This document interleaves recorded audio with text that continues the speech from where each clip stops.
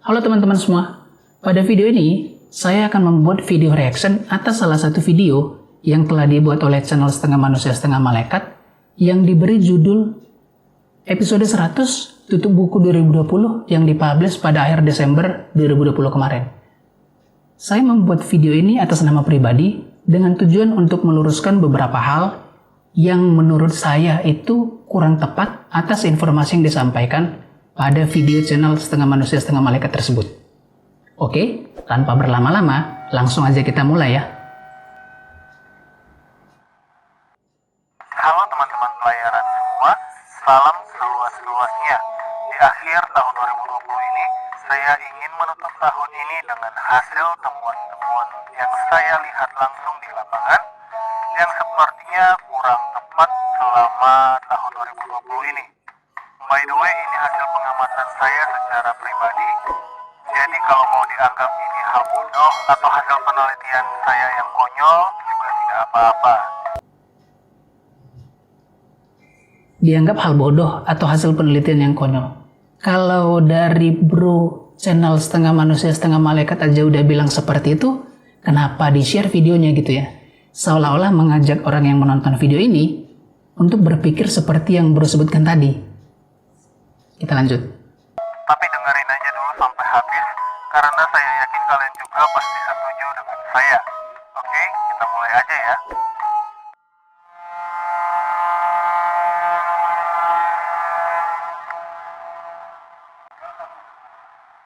Yang pertama, teman-teman ingat nggak di bulan April tahun 2020 sampai bulan Juni atau Juli tahun 2020, semua kapal pelni port stay di beberapa pelabuhan. Ada yang port stay di Jakarta, di Surabaya, di Makassar, di Belawan Medan, dan di Kupang. Apakah kebijakan port stay itu salah atau tidak? Jawabannya ada dua. Loh, kok ada dua, Kak? Pasti bingung ya? Oke, saya jelaskan ya. Yang pertama, port stay yang diberlakukan pada saat itu perlu dilakukan jika ada kru kapal yang memang ada kedapatan positif kena virus ini. Kapal port stay selama 2 minggu, terus dilakukan pengecekan ulang lagi kepada seluruh kru kapal. Jika sudah aman, kapal bisa diberangkatkan kembali, tapi dengan catatan hanya mengangkut barang logistik saja. Faktanya kan tidak 2 minggu ya. Karena seperti yang kita pahami, kalau virus corona biasanya itu kan masa inkubasinya 7-14 hari. Jadi, kalau saya pikir ya, kita itu harus mengerti betul sih, bagaimana dengan ABK lain yang di swab mungkin masih negatif, dan gejalanya nggak muncul gitu kan. Sementara itu, dari sumber yang saya dapat menurut WHO, gejala yang muncul rata-rata itu 5-6 hari setelah terinfeksi. Belum lagi dengan stigma dari luar pelni, terkait penumpang atau beberapa ABK pelni yang terkena COVID-19. Sehingga beberapa pelabuhan itu juga menolak kapal-kapal pelni untuk bersandar di daerah-daerah mereka.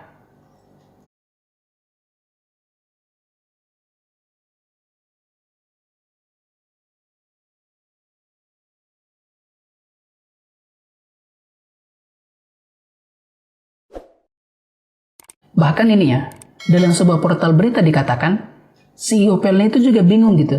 Di sana dikatakan bahwa jika ada penumpang atau beberapa ABK di atas kapal yang terkena virus COVID-19, kenapa kapal pelni yang harus dikarantina? Di sini juga disampaikan bahwa seharusnya kalau ada penumpang atau ABK yang terkena virus corona, itu diturunkan merekanya alias diisolasi untuk disembuhkan. Kemudian kapalnya dibersihkan supaya berlayar lagi. Tapi beberapa kali saya menghadapi bahwa kapalnya yang dikarantina. Kapal-kapal pelni port stay, salah satu penyebab utamanya karena pelabuhan-pelabuhan yang disinggahi kapal-kapal pelni ditutup oleh Pemda setempat. Jadi, yang mau saya sampaikan adalah bahwa kapal itu port stay bukan karena maunya pelni bro, tapi dari pihak eksternal. Jawaban yang kedua, kapal seharusnya tidak perlu port stay. Kapal kasih aja berlayar. Tapi dengan catatan, lihat dulu wilayah mana aja yang menjadi zona merah. Selama bulan April sampai bulan Juli, yang menjadi zona merah adalah Pulau Jawa dan di Makassar. Jadi dengan kata lain, penumpang yang ada di Jakarta, Surabaya, dan Makassar tidak diizinkan naik ke dalam kapal. Tapi untuk wilayah lain, boleh diizinkan untuk membawa penumpang. Selain itu, jika terjadi penutupan wilayah, maka diambil kebijakan seperti ini. Ada kan 2 kapal yang ditunjuk khusus untuk melayani rute mengelilingi Papua, dari Jayapura sampai Merauke, dengan KM Tatamailau dan KM Sirimau. Karena saya pantau selama bulan Maret sampai bulan Juli, banyak banget teman-teman Papua yang dari Sorong ingin ke Jayapura, dari Fakfak ingin ke Manokwari, dari Manokwari ingin ke Biak, dan dari Timika ingin ke Merauke. Tidak ada kapal yang berlayar. Itu untuk wilayah Papua ya. Untuk wilayah Sulawesi juga demikian. Kasih 2 kapal untuk melayani penumpang mengelilingi khusus rute Sulawesi. Dengan rute dari Bau-Bau masuk Raha, Kendari, Koloni Dale, sampai Bitung, terus masuk ke Toli-Toli, Pantoloan, Pare-Pare, dan langsung masuk ke Bau-Bau. Rute itu bisa dengan KM Tilong Kabila dan dengan KM Binaya. Untuk wilayah selatan seperti Bali, Bima, sampai ke Pulau Rote, juga dilakukan hal yang sama. Kasih 2 kapal untuk melayani rute selatan, yaitu dengan KM AU dan KM Leuser. Untuk wilayah Kalimantan juga diberlakukan hal yang serupa. Lainnya itu dari Pontianak, Umay, sampai Balikpapan sampai ke Nunukan. Kapal yang ditunjuk bisa KM Lawit dan KM Kelimutu yang bisa diandalkan. Untuk kapal-kapal yang berukuran besar bisa difungsikan sebagai angkut barang logistik dengan rute regulernya. Untuk kapal yang berukuran 500 penumpang bisa tetap melayari rute reguler secara normal. Sementara untuk KM Gunung Dempo, karena desain kapalnya yang panjang untuk angkut barang, rute kapalnya bisa ditambahkan masuk ke Belawan Medan. Karena jalur Medan Batam Jakarta itu selalu membawa barang kontainer yang paling sedikit jumlahnya sebanyak 21 kubik kontainer. Jadi ada 1 kapal yang melayani barang logistik dari Sumatera, Jakarta, sampai ke Papua. Atau mungkin 2 kapal deh dengan KM Labobar ditambah rutenya masuk ke Jakarta dan ke Batam. Supaya dapat membawa barang kontainer dari barat terus masuk ke rute tengah dan ke Papua. Dengan begitu, masyarakat tidak kerepotan mencari alat transportasi andalan mereka, yaitu dengan kapal laut. Kalau diterapkan kapal berlayar hanya dalam satu pulau seperti yang dijelaskan tadi, maka jika dihitung ya, load factor tiap kapal tersebut itu sangat kecil gitu kan. Karena penumpang yang diangkut itu juga memang lebih sedikit daripada biasanya. Belum lagi, jika kapal menyinggahi satu pulau saja, maka ada kendala di bunker BBM. Karena tidak semua pelabuhan tersedia fasilitas bunker. Kalau misalkan kita coba menggunakan kapal Leuser ya, dan hanya mengangkut 100-200 penumpang dalam beberapa rute, tentu hal ini tidak sebanding dengan biaya yang sudah dikeluarkan perusahaan seperti itu. Belum lagi ditambah dengan biaya-biaya lain seperti misalkan air bersih, kebutuhan pokok makan minum, biaya parkir kapal, dan lain sebagainya. Untuk Pulau Papua, justru merupakan yang paling banyak ditutup pelabuhan-pelabuhannya oleh pemerintah daerah di Papua. Terus tadi dikatakan di sini, definisi banyak banget teman-teman Papua yang bepergian antara wilayah di Pulau Papua itu seberapa banyak? Sumber data yang bisa bro ambil itu dari mana? Jangan hanya omongan saja gitu ya. Kenapa tidak ditampilkan hasil researchnya pada video tersebut? Perlu juga dipahami, kalau dalam menentukan rute, itu PT PLN tidak sendirian dalam menentukan rute. Karena harus berkoordinasi dengan Kementerian Perhubungan yang memberikan izin berlayar seperti itu.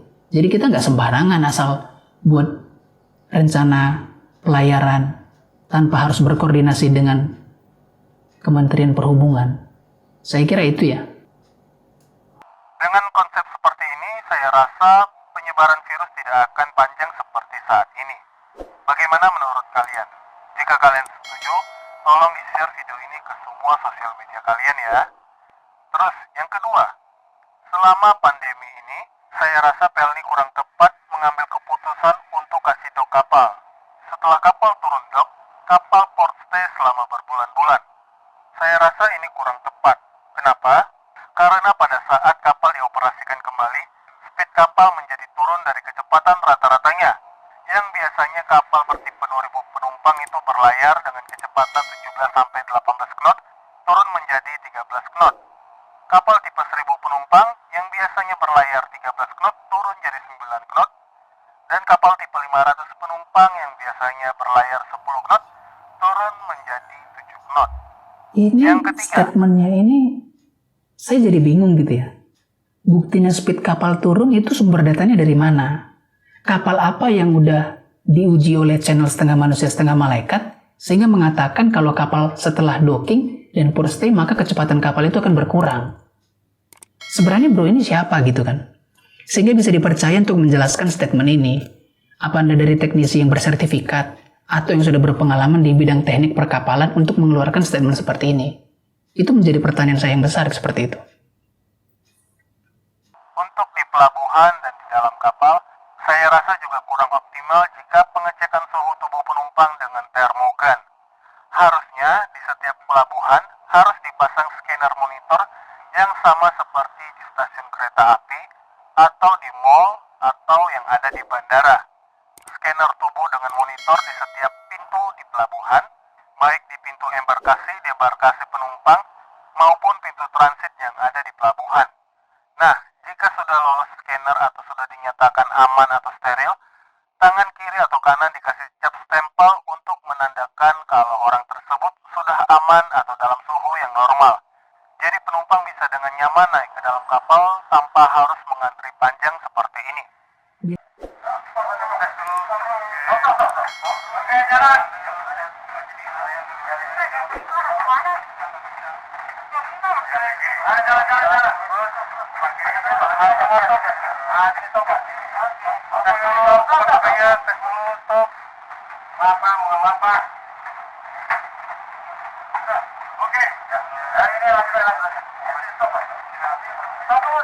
By the way, saya jadi bingung lagi.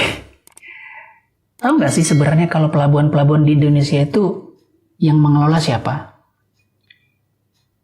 Yang kelola pelabuhan-pelabuhan di Indonesia itu sebagian besar itu dilakukan oleh BUMN yang lain gitu. Bahkan ada juga beberapa yang dikelola oleh Kementerian Perhubungan. Jadi ketika saat berada di pelabuhan atau terminal penumpang, itu yang berhak untuk menyediakan fasilitas yang bertanggung jawab itu adalah BUMN tersebut seperti itu. Jadi mereka yang bertanggung jawab atas fasilitas yang ada di terminal penumpang pelabuhan. Sama seperti bandara. Maskapai tidak pernah itu ikut campur dengan apa yang ada di bandara. Karena yang menyediakan fasilitas di atas di bandara itu tersebut, itu adalah Angkasa Pura I atau Angkasa Pura II seperti itu. Jadi jangan asal mengeluarkan statement. Jika semuanya misalkan pelabuhan-pelabuhan itu milik Pelni, maka saya yakin dari pihak Pelni akan menyediakan mesin seperti yang ada di bandara-bandara untuk mengukur suhu tubuh pada saat penumpang akan melewati terminal. Seperti itu sih, kalau menurut saya. Berikutnya, ini cukup penting untuk diperhatikan dengan baik, yaitu obat-obatan yang ada di dalam kapal selama berlangsungnya pandemi di tahun 2020 ini. Apakah di dalam kapal Pelni tersedia stok obat-obatan yang standby atau lengkap dengan jumlah yang banyak, seperti contohnya obat antivirus, obat lambung, obat paru-paru, obat antibiotik, vitamin C, vitamin D, eukaliptus, dan obat penurun panas. Setelah saya survei di salah satu kapal, obat-obatan tersebut beberapa ada yang standby di mantri, tapi dalam jumlah yang sangat terbatas. Seharusnya, stok obat-obatan di dalam kapal harus dalam jumlah yang banyak, karena mengingat... Apakah satu kapal itu bisa mewakili 26 kapal penumpang PT Pelni? Karena dalam menentukan jumlah sampel, jika semakin besar jumlah sampel itu, maka semakin menggambarkan keadaan populasi seperti itu ya. Seperti di salah satu buku yang pernah saya baca. Kemudian, di kapal-kapal Pelni ini disediakan mantri dan obat-obatan yang cukup dengan tujuan memberikan pertolongan pertama di atas kapal. Jadi kapal itu bukan sebagai rumah sakit. Jika ada penumpang yang tiba-tiba pun terjadi sakit parah, maka penumpang tersebut itu akan diturunkan di pelabuhan terdekat untuk diberikan pertolongan pertama sesuai dengan SOP yang telah ditetapkan oleh perusahaan. Seperti itu maksud saya. Dan yang perlu diperhatikan untuk stok obat antivirus dan eukaliptus itu wajib ada di setiap kapal Pelni. Dan ditambah lagi untuk setiap penumpang diberikan menu tambahan seperti jus lemon atau wedang jahe. Kemudian ditambah dengan obat vitamin C dan D. Pandemi saat ini dengan adanya penurunan penumpang, yang artinya penurunan penghasilan dari kapal-kapal, Pelni itu masih tetap loh memberikan suplemen food seperti jus dan roti selain makanan utama kepada setiap penumpang, ini bertujuan apa? Agar setiap penumpang yang naik ke atas kapal Penly itu mendapat gizi yang baik gitu. Pada saat kapal ini sedang berlayar. Jadi tidak perlu lagi ada tambahan seperti yang disampaikan Bro itu tadi. Lanjut lagi ya. Dan yang terakhir, selama tahun 2020 ini, jadwal semua kapal sangat sulit untuk didapatkan, terutama KM Sanghyang, KM Wilis, KM Pangrango, KM Tatamailau, KM Serimau, KM Leuser, KM Bukit Siguntang, KM Lambelu, KM Ciremai, KM Dorolonda, KM Dubun Solo, KM Gapulu, KM Au, KM Binaya, KM Kelut, KM Sinabung, KM Gunung Dempo, KM Bukit Raya, KM Tidar, dan lainnya. Kalau mau cari jadwal kapal Penly, saya kira bisa mengunjungi websitenya di penly.co.id. Di sana bisa cek jadwal dan booking tiket. Tersedia juga untuk bertanya di media sosialnya Penly seperti Facebook, Twitter, dan Instagram. Atau bisa WhatsApp di nomor 0811 1621 162. Bahkan bisa ditelepon langsung ke 021 162. Nanti, customer service-nya akan memberikan informasi terkait jadwal kapal-kapal Penly. Supaya paham juga ya, jika jadwalnya belum tersedia pada tahun 2020 kemarin, mungkin kapal sedang port stay atau kapal sedang docking. Oke, itu tadi ada 5 hal yang menurut saya kelemahan Penly di saat pandemi ini di tahun 2020. Saya pikir perlu dipahami ya, dari apa yang sudah saya jelaskan tadi, ini tidak sepenuhnya menjadi kesalahan Penly seperti itu. Seperti yang sudah saya jelaskan tadi. Semoga di tahun 2021 ini Penly tidak mengulangi kejadian yang sama seperti di tahun 2020. Dan seharusnya jika ada kapal yang lagi naik dok, ya dikasihlah kapal penggantinya untuk sementara waktu. Dan mungkin ini menjadi urutan yang keenam. Karena banyak masyarakat juga yang kesusahan mencari kapal jika tahu-tahu kapal mereka yang satu-satunya yang melayani rute seperti contohnya Jakarta Tual atau Surabaya Pantoloan harus naik dok tanpa ada kapal penggantinya. Terkait kapal pengganti, karena kita sama-sama tahu ya, armada Penly itu terbatas. Penly memang tidak ada kapal pengganti pada rute-rute kapal yang sedang dok, dan semoga kedepannya ini Penly juga bisa menambah armada baru seperti itu ya, untuk melayani masyarakat antar daerah. Oke, fix ya. Jadi ada 6 hal yang menurut saya harus diperbaiki oleh Penly.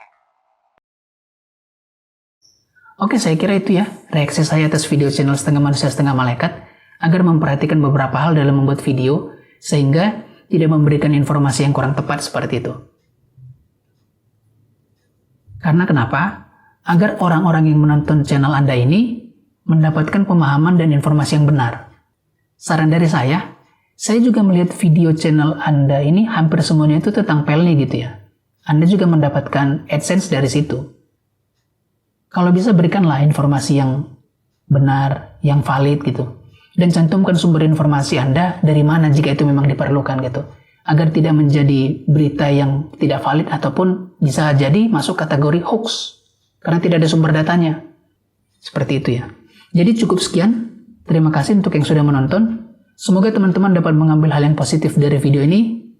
Dan sampai jumpa di video selanjutnya. Yeah,